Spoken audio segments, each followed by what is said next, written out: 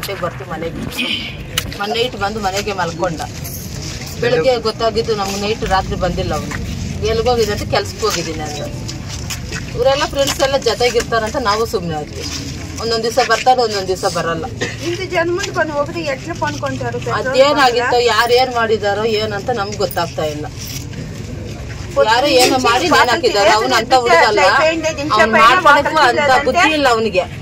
ಯಾರೋ ಏನೋ ಮಾಡಿದಾರೆ, ಏನೋ ಮಾಡಿ ಅವ್ನ ನೇಣ್ ಹಾಕಿದಾರೆ, ಅದು ನಮ್ಗೆ ಗೊತ್ತಾಗ್ಬೇಕಣ್ಣ. ಗಮನ ಅಂತ ಹೇಳೋಣ ಅಂತಿದ್ದೆ, ಮನ್ಸು ಬಂತು. ಬರ್ತಾನೆ ಬಿಡು ಊಟಕ್ಕೆ ಅಂತ ನಮ್ಮ ಮಿಸಸ್ ಹೇಳ್ತು, ತಿಂದ್ವಿ, ಮಲ್ಕೊಂಡ್ವಿ. ಬೆಳಗ್ಗೆ ನಾನು 7 ಗಂಟೆಗೆ ಎದ್ದೇಳ್ದೆ. ಥಿಯೇಟ್ರ್ ಕೆಲಸಕ್ಕೆ ಹೋಗಿದ್ದೆ. ಥಿಯೇಟ್ರ್ ಹತ್ರ ಹೋಗಿದ್ದೆ ತಡ ನನ್ನ ಆದ್ನೇ ಫೋನ್ ಮಾಡ್ತು. ಮಮ್ಮ ಇಂದೇರ್ ಕಟ್ಲಾ ಅಂತ ಹೇಳ್ತಾರೆ. ಯಾಲಮ್ಮ ಅಂತ ಕೇಳಿದ್ದಕ್ಕೆ ಈ ಥರ ನಮ್ಮ ಮಗನಿಗೆ ಹಾಸ್ಪಿಟಲ್ ಕರ್ಕೊಂಡು ಹೋಗಲ್ಲ ಅಂತ. ನಾನು ಅದನ್ನೇ ತಿಳ್ಕೊಂಡು ಬಂದೆ. ಆಮೇಲೆ ಬರೋ ಪಾಟಿಗೆ ನಮ್ಮ ತಾಯಿನಾದ್ರೆ ಎಕ್ಸ್ಪೈರ್ಡ್ ಆಗಿದ್ದಾರೇನೋ ಅಂತ ನನಗೆ ಶಾಕ್ ಆಗಿತ್ತು. ಬರೋ ಪಾಟಿಗೆ ಈ ಥರ ಯಶವಂತರು ಪೆಟ್ರೋಲ್ ಬಂಕ್ ಉರೇಸ್ ಕಳಿಸಿದಾರೆ ಅಂತ ಹೇಳಿದ್ದಕ್ಕೆ ಆವಾಗ ಗೊತ್ತಾಗಿದ್ದು ನಾನು.